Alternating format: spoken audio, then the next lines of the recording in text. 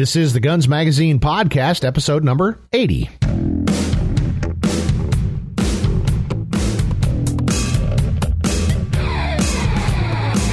Hi there, and welcome to the Guns Magazine Podcast. I'm your host and the editor of Guns Magazine, Brent Wheat. Thanks for joining us as we talk to the interesting people who make up the world of shooting, hunting, and the firearms industry. Before we get started, let's talk about our great sponsors. Boyds Gunstocks are the presenting sponsor of the Guns Magazine Podcast, and they are the largest aftermarket gun stock maker in the world.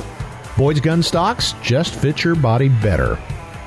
They offer gun stocks for over 155 gun brands in over 1,200 different models. Try their 22 stock shapes and 20 different colors and experience the better fit and incredible beauty they offer. Celebrating 40 years in the business this year in 2021, shoot better with Boyds. For more information, visit boydsgunstocks.com. The supporting sponsor of the Guns Magazine Podcast is Hodgdon Powder. Established in 1947, the Hodgdon Powder Company has grown into the U.S. largest supplier of smokeless black powder and black powder substitute propellants. These great powders are distributed under the Hodgdon, IMR, Winchester, Ramshot, Accurate, Pyrodex, 777, Blackhorn 209, and GoX brands. For more information about all these great products, visit hodgdon.com. In this episode, we introduce a new member of our FMG Publications team, Serena Juchnowski. Serena is our new digital content editor, but more importantly, she's an active rifle competitor and has achieved an impressive list of accomplishments at the ripe old age of 22. She's bringing a new perspective and even more enthusiasm to our online presence, and except for the fact she can probably outshoot all the other editors, we're happy to have her on our team.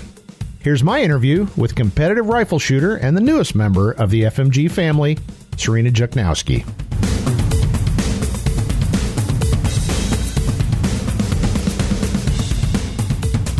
Well, good afternoon, Serena. It's great to be here. Well, cool. I'm very excited to have you on the Guns Magazine podcast, and actually, we're very excited to have you as our newest member of the FMG Publications team. So, welcome aboard both the podcast and the company. Thank you. It's been really great, even though I've only been here for a little bit. Everyone really feels like a family. Well, that's good to hear because we kind of consider ourselves like a family, with all the dysfunction and, they're screaming and crying on Thanksgiving and all that kind of stuff. But actually, we do get along pretty good. And this is crazy. We actually have a little fun here, too. So hopefully that shows in what we're putting out there. Hopefully that's the goal, but, all of our listeners will have to let us know that. Well, we get a lot of good email and feedback from our readers and our listeners and our audience with gun cranks and our videos and all that kind of crazy stuff we do. And that leads right into why you're here, which is you are going to be creating a lot of content, a lot of online content. And obviously you're not an old white guy. Like me. Not quite. Yeah. Tell us a little bit about yourself. I'm currently 22. I've been freelancing for the last couple of years. I've been working in the outdoor industry professionally since 2018. I just graduated from college last year in May of 2020 and decided upon a career in the outdoors early on in education. I originally thought I was going to go into history, but I discovered competitive shooting and hunting, and they really changed my life, and I learned a lot about myself and other people and decided that was the route that I needed to go once I realized there was an industry built around it. Yeah. And you have written some for American Handgunner, our sister publication. That's how I got introduced to you. We've got a story coming up from you, which we'll talk about a little bit. And I think you also write for one of our trade publications, Shooting Industry, right? Yes. The American Handgunner column, Student Handgunner, has been a really big break for me and an opportunity to not only share experiences that I know, but also educate people as I've been learning. Because I'm most experienced with rifles, but Student Handgunner is really documented taking someone who isn't brand new to firearms, but is brand new to handguns in essence, and going along with my journey as I learn different things and become a better shot in the handgun world. On the shooting industry side, I've mostly lent some insight into especially women, helping out in their women's issue, but also penning some of their best practices columns. Ah, very cool. Okay, I got to stop, bring everything to a screeching halt. You didn't go to the Ohio State University, did you? I went to Case Western Reserve University in Cleveland. I did apply to Ohio State. I was admitted to the Honors College. I decided it wasn't the right fit for me. I talked to their shooting coach, and they actually, it wasn't the right fit. They shoot mostly small bore. I had just not that experience in small bore, and they were looking for people who had been shooting since they were 12, 15 at a very, very competitive level, and I started a little bit later, so they didn't really look at me that way. And shooting was something that was so important to me and still is that I knew I'd go crazy without it, so I chose to attend Case because it's in Cleveland, about 30 minutes from where I live, and I kid you not, I came home every weekend to compete, practice, and go hunting. Wow. Well, I had to bring that up because, I'm from Indiana and I went to Purdue University, and the folks over in Columbus, there's a pretty significant rivalry there. So even though I've got a lot of good friends that are Buckeye fans, so I just wondered about that. Okay, you are in Cleveland. And yes. So how does a girl from Cleveland suddenly find herself immersed in this world of competitive shooting, competitive rifle shooting and hunting? And so what's the story? If somebody would have told me when I was younger that I'd be involved in shooting, that I'd, be harvesting animals, I would have laughed. I would have bet money they were completely off the mark. I never had too much of an interest in it. My dad grew up trapping and hunting. He was pretty much self-taught, wasn't really into shooting other than as it pertained to those two items. My mom's always been an outdoors person as far as liking hiking and four-wheeling and things like that. So my sister and I, the younger sister, grew up loving the outdoors and enjoying nature, but never really doing too much on the shooting or hunting side. We did BB guns in a program called Indian Princesses. It's a program that was designed to foster relationships between fathers and daughters, somewhere between not Boy Scouts, not Girl Scouts, but it was an opportunity for people in the same area, focused around nature, because you'd go on campouts and we did derby races and things like that, but an opportunity for dads to connect with their daughters.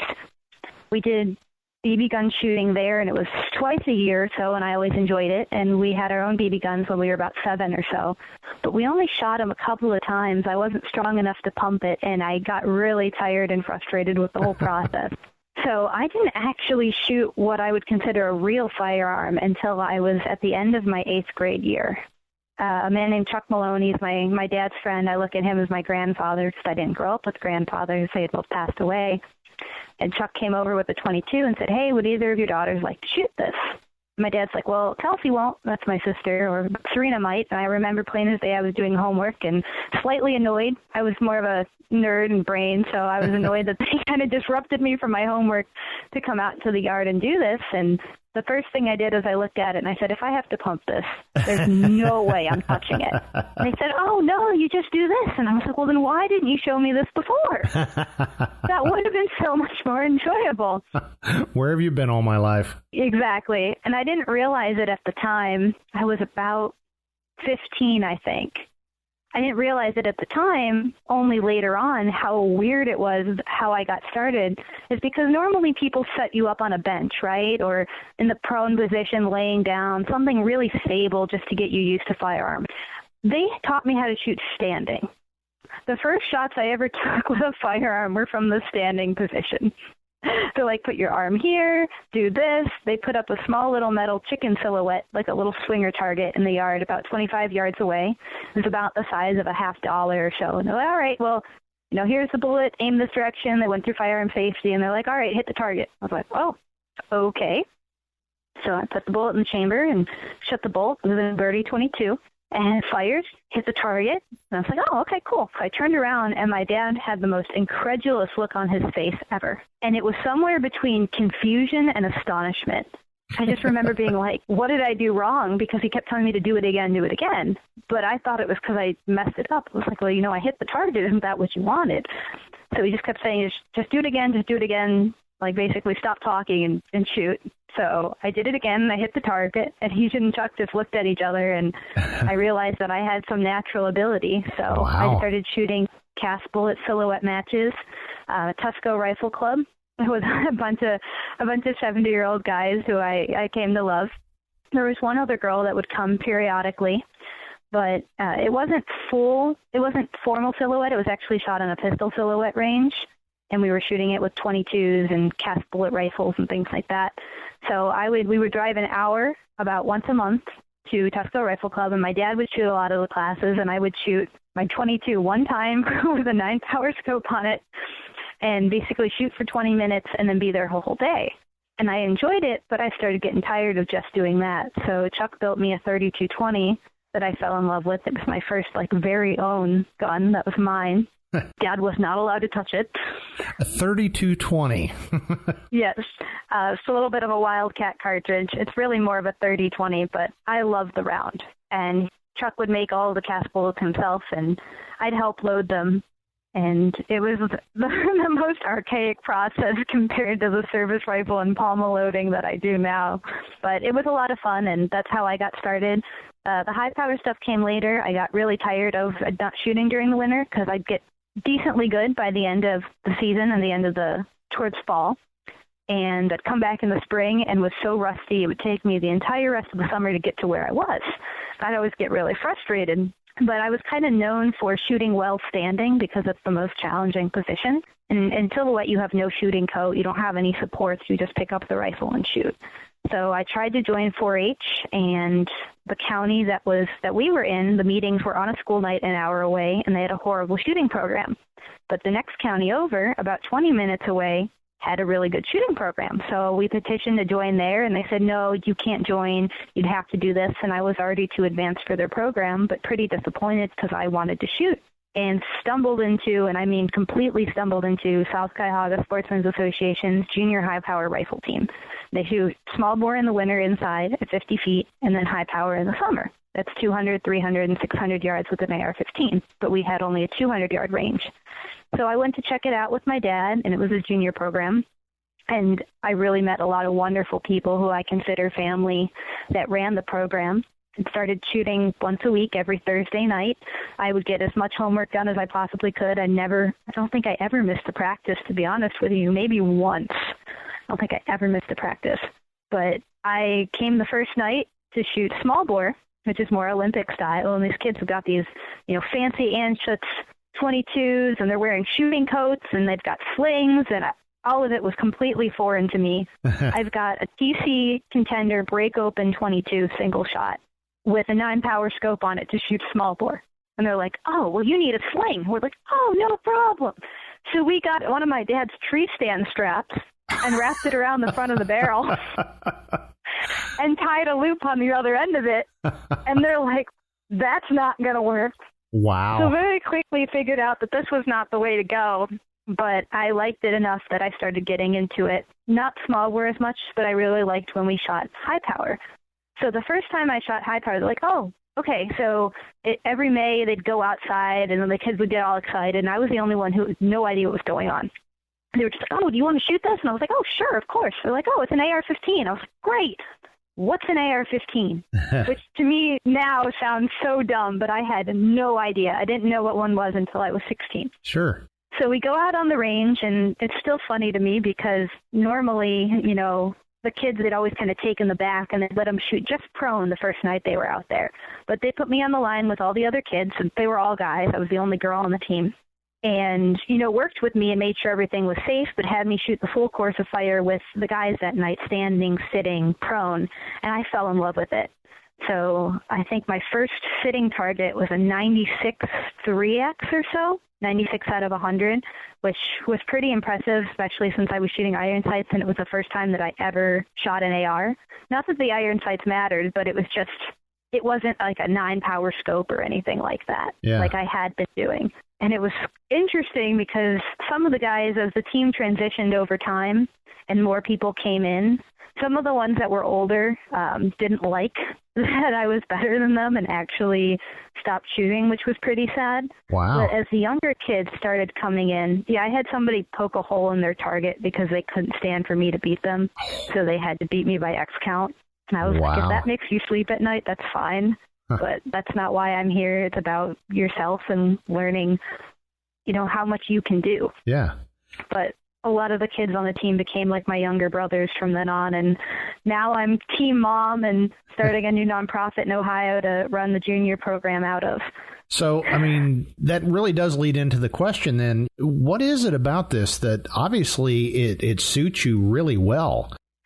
That's actually a really interesting thing. I've started long range over the last year, and that's definitely something that hasn't come as easily as I would say shooting offhand does for me. And I think part of it's the way that I'm built.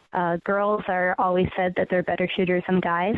And really, I think a lot of it comes down to, especially at the junior level, which is usually kids under 21, the girls tend to listen a little bit better instead of bucking the system as far as coaching and things like that. Serena, that never changes. No.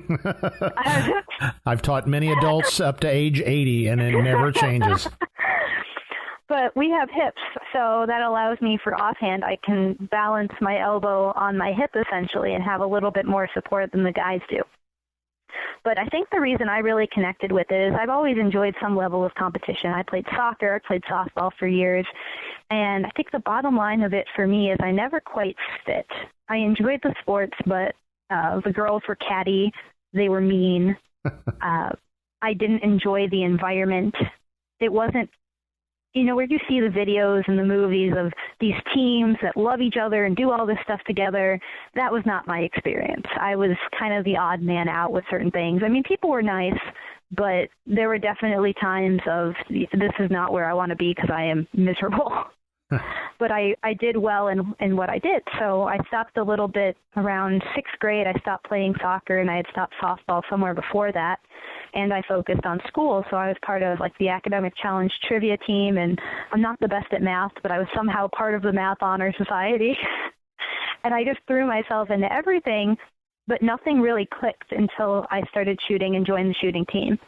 And I don't know if it was just because it was mostly guys and I could relate to them a lot better because there wasn't the drama that drove me nuts within school.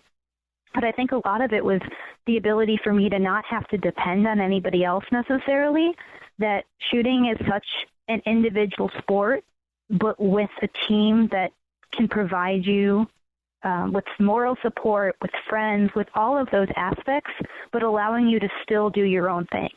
So basically the idea that, you know, if you're on a soccer team or a baseball team, you're all working together as a machine. Where if you're shooting and you're on the firing line, it all comes down to you and your rifle or whatever firearm you happen to be using. So for me, I could make sure that I practiced as much as I could. I wasn't having to worry about somebody else, I wouldn't say messing something up, because I was focusing on developing myself as a person, learning more self-discipline, patience, learning so much about myself and what I could accomplish by putting my mind to something without having to worry about literally the world around me. I just go into a different zone. But there are team matches that would allow me to combine scores with my teammates but still compete for myself. So that's probably where the biggest draw came from for me, as well as the feeling that it's a lifelong skill. It's something that I can do for the rest of my life and meet people from around the world of all different ages. We talk about diversity so much when I was in college and in school, especially in the world today, and I don't think people realize how diverse the shooting sports are. It's so accepting of everybody, regardless of disability, of height, of weight, of gender, of race. It really doesn't matter. Everybody's there for the same reason. And you'll have people on the firing line that are CEOs of companies shooting next to high school janitors, and it doesn't matter because everybody's the same out there. And that's a point we keep trying to make, and our friends in the mainstream media don't seem to share that view. Of course, I don't see many of them out on the firing line checking on it. They just know. So we just had you write a story for the July issue of Guns Magazine about what is Palma. Go ahead and talk about that here. I learned a lot from editing that article. But most people start with what's called Service Rifle. So that's 200, 300, and 600 yards. It's been shot with Garands, Springfields, M1As, but now is mostly the AR-15 if you want to be competitive, which has been great because it's allowed a lot of smaller, younger shooters and women who couldn't handle recoil to be part of the sport. And then people would transition to something called match rifle, which before they allowed optics for service rifle, it was kind of a all bets are off, any optic you want to use, Still kind of an AR platform for the most part, but it allowed you to basically, as long as you had the money and could trick it out to whatever you wanted, it didn't matter. So then the long-range side of it, you traditionally have F-class, which there's a couple different parts to that I'm not super familiar with, but think of it more as scoped long-range. And then you have the Palma shooters. So Palma is traditionally 800, 900, and 1,000 yards with either a 223 or 308 bolt-action rifle. The rifles are incredibly long. My barrel is a 30-inch barrel. The rifle's just about as tall as I am, and it's done completely with iron sights. There are no optics permitted. You can have a magnification in either the front or the rear sight, but not both. So there is a little bit that completely saves me because my eyesight's not perfect, but it's all prone shooting with a sling, jacket, very, very traditional. It started in 1876 in actually New York. It was a competition among different countries and progressed from there. So there's still a world shoot that goes on every 4 years. Next one will be in 2023 in South Africa, unless it gets moved. And there's a U.S. national team, and there's also a U.S. under-25 team, the Young Eagles, that was started by Ian Cheeseman. So basically, when he went to a world shoot, I don't remember quite where it was, so I never had the pleasure of meeting Mr. Cheeseman. But he noticed that all the other countries, Britain, example, would have teams that would be under 25, essentially junior teams, to get more people involved in the sport and keep it alive. And the U.S. didn't have one. He thought that was really sad, so he founded the Young Eagles. I'm on the developmental team, so hopefully we all get to go to South Africa in 2023, and they'll pick the team that competes in the team matches from there. But we're all over the country. So most of my teammates are from California, from a service rifle team called the California Grizzlies. So that's what I meant as far as people usually start with service rifle and then graduate into long range. So you also have another honor that is pretty significant, especially for someone of your age. You got your Distinguished Rifleman's Badge. Talk about that a little bit. Yes. That is the greatest accomplishment of my shooting career. That is something that I worked very, very hard to earn. It is the highest honor, pretty much commissioned and recognized by the government for civilians for honors in marksmanship. So they also have it for pistol and some other programs. The Distinguished Rifleman's Badge was originally offered, I believe, primarily to military and was expanded into civilians later, but it's currently a program administered by the Civilian Marksmanship Program. So it revolves around placing in the top 10% of certain what are called EIC, or Excellence in Competition matches. You can only shoot a select number of them per year, and there are no sighters in this match. So it's 10 shots offhand at 200 yards, 10 shots rapid fire sitting at 200 yards, 10 shots rapid fire prone at 300 yards, and 20 shots slow fire at 600 yards. And by the end of the day, it's all the top 10% of non-distinguished competitors get EIC points. So the first 4 points you can earn as part of the Small Arms Firing School, which is a program that the CMP puts on at Camp Perry every year during the national matches. And basically it's essentially 2 days of training with the Army Marksmanship Unit and other coaches, where you could go there if you have no knowledge of firearms, you aren't involved in competition, you want to learn more about whether it's handling rifles or you want to get into the sport.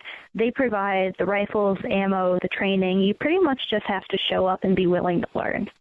So I earned my first 4 points there, and you can only earn those 4 points are considered kind of special. So they're considered an introductory. You don't have to earn your first points from there, but you can't earn your second points from there. For example, if you shot a match and earned points from another match, you couldn't shoot what they call SAF, Small Arms Firing School, anymore and earn those.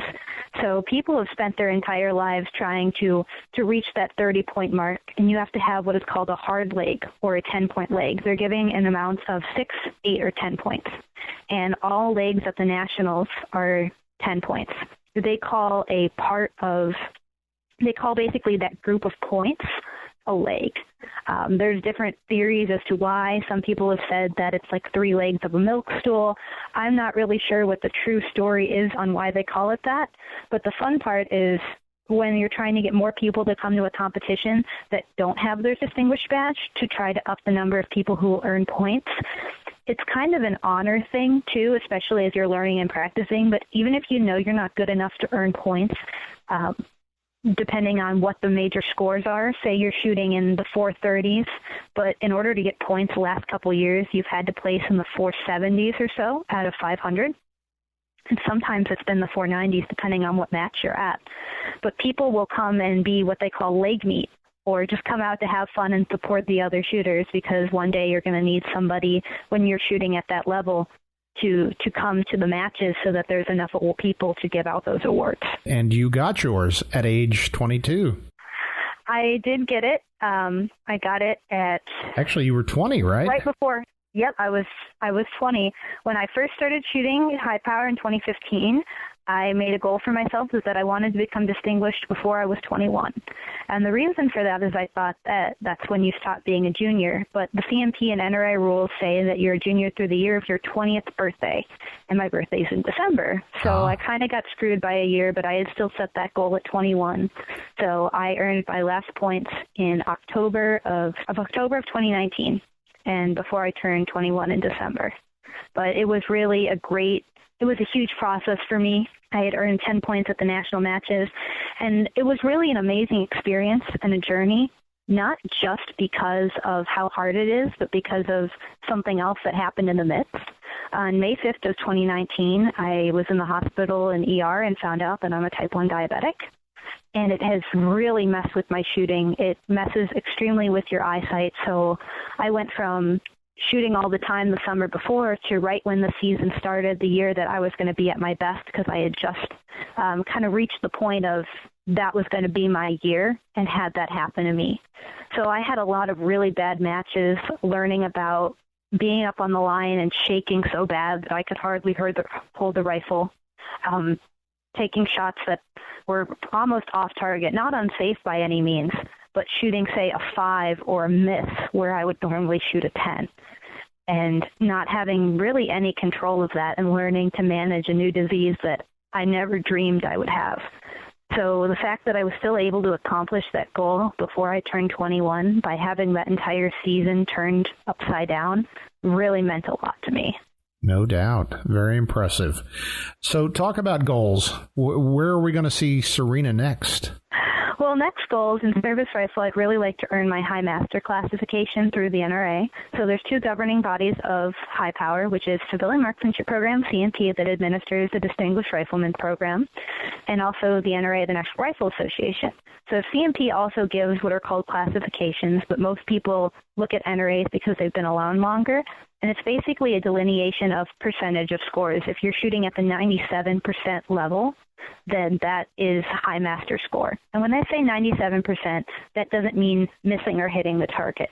That means that 97% of the time you're shooting an X or a 10. X is basically just a more center version of 10, and it really only counts in tiebreakers or when you're measuring scores. But that is something that I'd really like to do, as well as earn my President's 100 tab.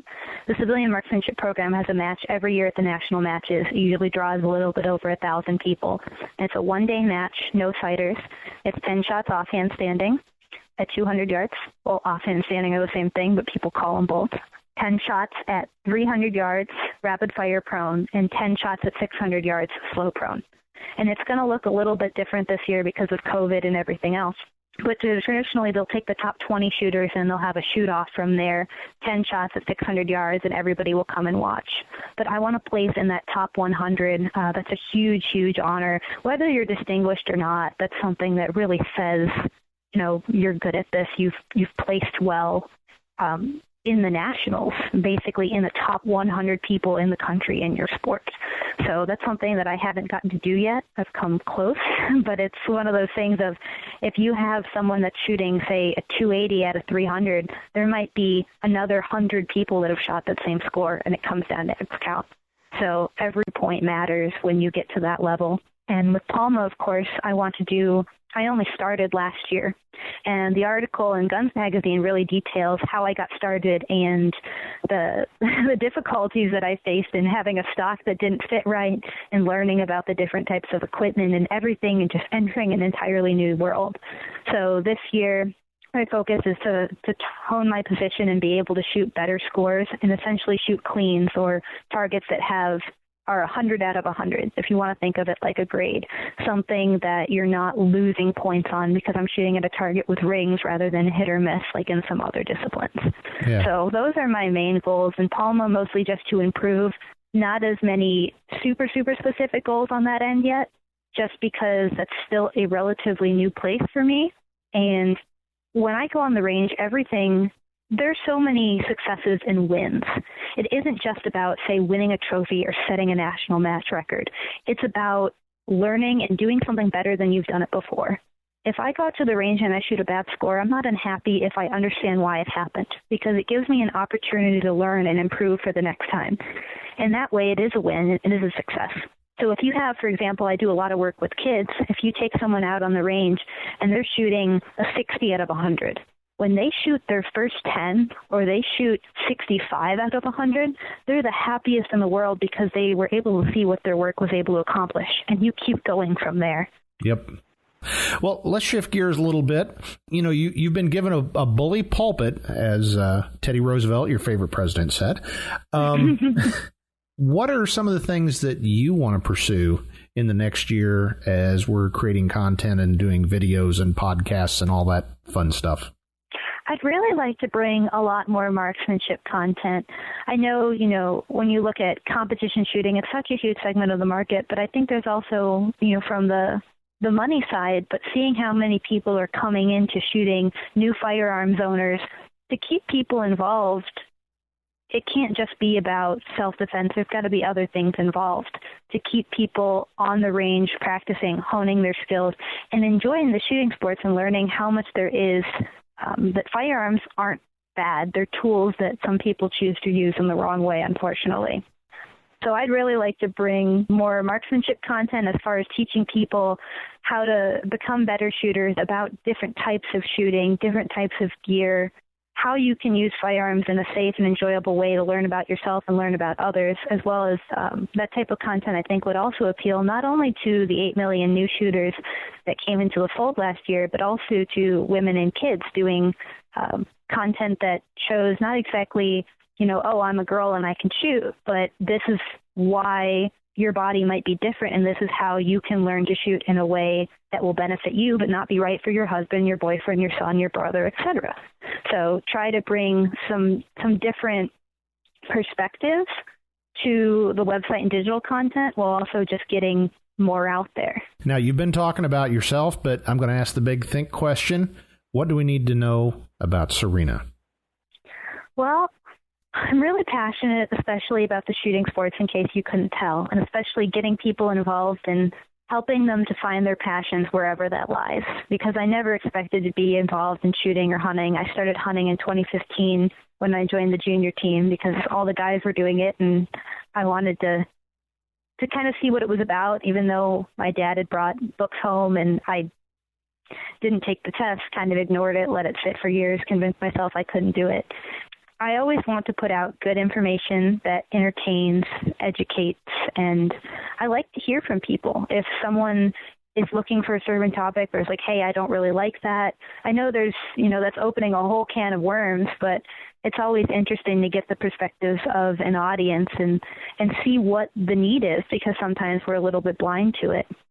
If you're looking for just more fun stuff, and I love dancing in addition to shooting, even though I've never really done that formally, and just spending time with family, being outdoors, and helping people learn. Well, Serena, you are also a sponsored shooter. I think we probably ought to talk about who sponsors you. I'm very, very grateful to my sponsors. My first sponsor is Krieger Barrels. They've believed in me since the beginning, and I've had really good success with competing with their products, and especially being a family company, that really means a lot. They produce a quality product with a really great brand and people that I can relate to, much like the family at FMG. I just joined Team Sierra Bullets this year, which is huge for me to be something on that level, on national team and on their website. Something I always dreamed of and never imagined. Sierra has been really great about supporting kids and junior shooters for years, as far as discounts for junior programs and things like that. So it's great to partner with them, because it's not just their products, but what they stand for and getting more youth involved for the sport. And I wouldn't be able to compete in Palma if it wasn't for Kelbley's, which is also another family-owned company in Ohio. They make custom actions. And so their big bore panda action on my Palma rifle has really made a huge difference to, not just because it's a great product, all the companies I have sponsored by, I'm very fortunate that they are quality, but they also stand for something. They stand for getting more people involved in shooting. It's not just about a product, it's about the family and being a part of something bigger than myself. I'm also supported by Capstone Precision Group with their Lapua and Vitavori powder brands. Very cool. If folks do want to talk to you, how do they get a hold of you? I am reachable on Instagram and on Facebook at Serena Juchnowski. Also available at my FMG email, serena.juchnowski@fmghq.com. And I also have a website, www.serenajuchnowski.com. Well, Serena, it's fantastic having you on the team. I keep learning more about you, and I keep getting more impressed. And that means I'm going to have to be more demanding, and we need even more from you. So, oh, great! No, it's going to be a good match and a good team, and I think you bring like you said, a different perspective to our magazines, which is good, and especially on the digital side, which our audience tends to be a little more diverse and a little younger there. So I think this is a good fit for you, and you've certainly got the chops and the credibility. So I think things are going to work out pretty good, and I think you got a pretty bright future in front of you. So welcome to the team, and thank you for talking to us tonight on the Guns Magazine podcast. Thank you.